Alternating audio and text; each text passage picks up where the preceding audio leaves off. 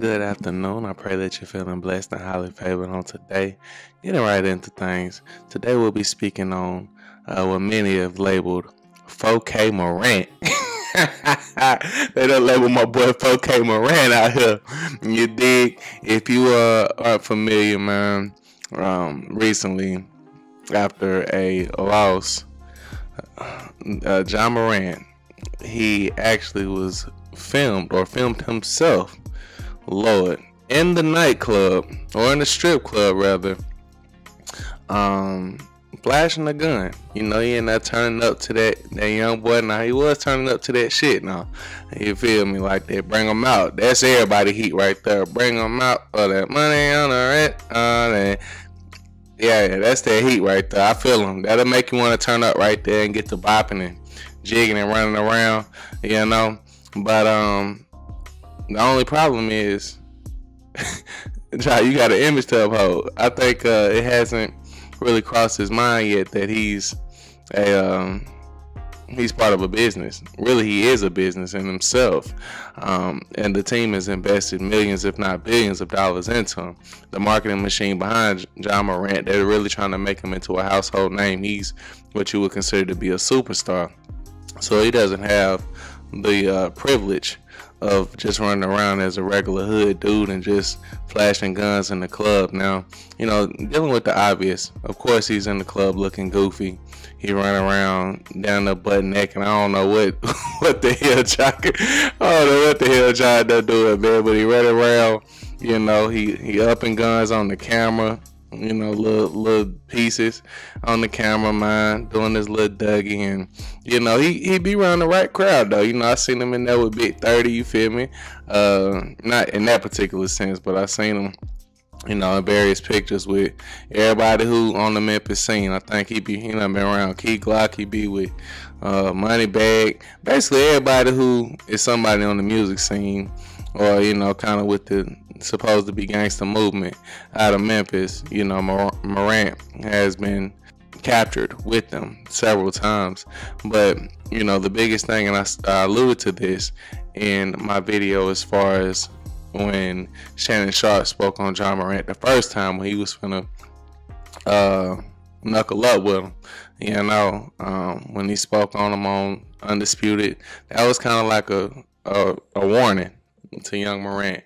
And it looks as if he hasn't heeded this warning. Like I said, it was the right message, wrong messenger. You know, when you're trying to reach the youth, you can't really come at him like that. I told you what he was gonna say, man. This old ass nigga hating. Yeah, I mean, he just hating. He hating because he washed up. He done. He over with. You know, this is my time right now. Stop hating on how I'm doing things. And it looks as if he's somewhat out of control. Like his father ain't even got no control of him. Can't tell him to sit his ass down. Like, boy, what you out here doing? You know, you running around here looking lame. You're not like that. Everybody, you know, really kind of on his bumper line. And of course, he issued a statement. He got suspended for 2 games for it. He said, "I take full responsibility for my actions last night. I'm sorry to my family, teammates, coaches, fans, partners, the city of Memphis, and the entire Grizzlies organization for letting you down.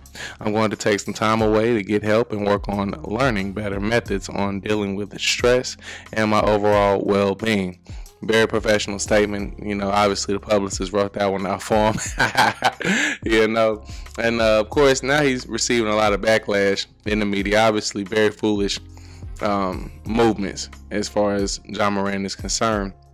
But you know, I've been seeing posts like DJ Academics get on his bumper, man, and you know, I'm definitely not mad at Academics for saying something to him, because he's actually telling the truth.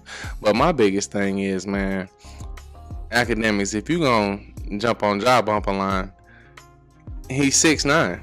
Like, he's 6'9" without the snitching.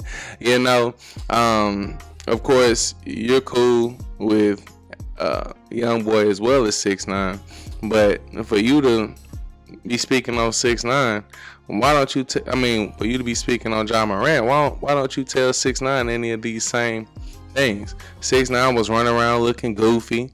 You know, much the same, getting extorted. Simply to hang out with real gangsters.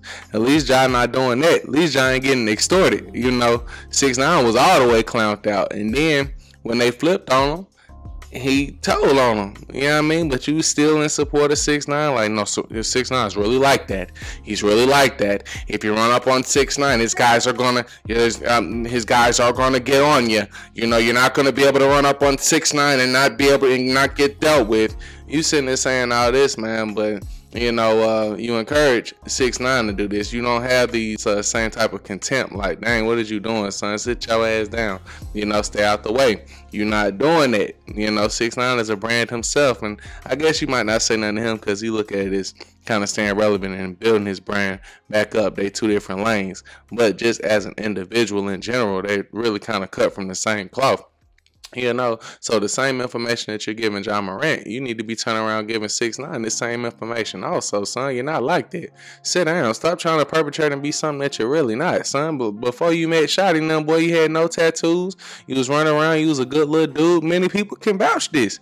Now you just some type of super thug, man, that told on everybody with no type of honor, integrity. You was a scared little boy. You know what I mean? Listen, you moving with security same way Ja Morant is moving around with security to capture that feeling of being a gangster. Like, damn, somebody run up on me, they gonna get dealt with. Son, you not gonna do it. And so what? I don't get it, man. But you know, aside from 6ix9ine, there's a bunch of other minions out here doing the same thing. It's a bunch of people. I think it's just in the water nowadays. Everybody want to feel like they tough. You know, folks is going to college. They working all out jobs and still consider themselves to be gangsters. I remember, man, when I was in school, shoot, I heard some Kappas crossing one time, and dude in the audience say, "Man, they really is some thugs, they some gangsters." I was looking like, what? Like, for their ability to get their ass whooped and and run errands for me, like they gangster? Man, whatever, man. Like, I realize that society has a warped view of what they consider to be hard, what they consider to be thugs or gangsters, you know what I mean? Like, in our community, unfortunately, it's a positive connotation that's associated with that. So everybody deep down really kind of want to be hard. You know, it don't matter if they get their ass slapped, they be getting punked out by bitches, you know what I mean? They be getting sent like errand boys. They're still somewhere in their mind consider themselves to be gangster. You know, well, shit, if it come down to it, like, it just baffles my mind how 6ix9ine still considers himself to be a gangster. So the pressure done already been placed on you. How in the world, like, we already saw what you gonna do. We see you gonna fold him under pressure. So how is he still considering and DJ Academic still perpetuating this image like he really like that, and allowing him to jump on platforms and speak and over talk folks? He'll cut somebody else mic down just so 6ix9ine can do the rah shit, you know? So that's my biggest thing, man. You know, it's just not Ja Morant who's exhibiting this foolish behavior. There is a host of individuals who are operating and conducting themselves the same way. It's just the spotlight is on Ja Morant, and he fully doesn't understand it. He needs to mature without question, because even though he's 23 years old, we can't keep making excuses for Ja. But you know, with that, we need to get to it, man. You know, we need to get to it and start holding ourselves accountable as a community for the type of energy that we're putting out there, the music that's affecting our youth, having everybody want to go down this path. You know, DJ Academics talking about some Ja, if you gonna really be like that, go ahead, bust your gun. Aaron Hernandez did it, man. 6ix9ine gonna be like that, man. Tell him bust his gun. If I had 6ix9ine to go ahead and bust his gun, it's good, man. You know what I mean? Instead of having folks do it for him, man. Stop, man. I just don't like the capping, man. You feel me? And folks acting like it's one way with Ja.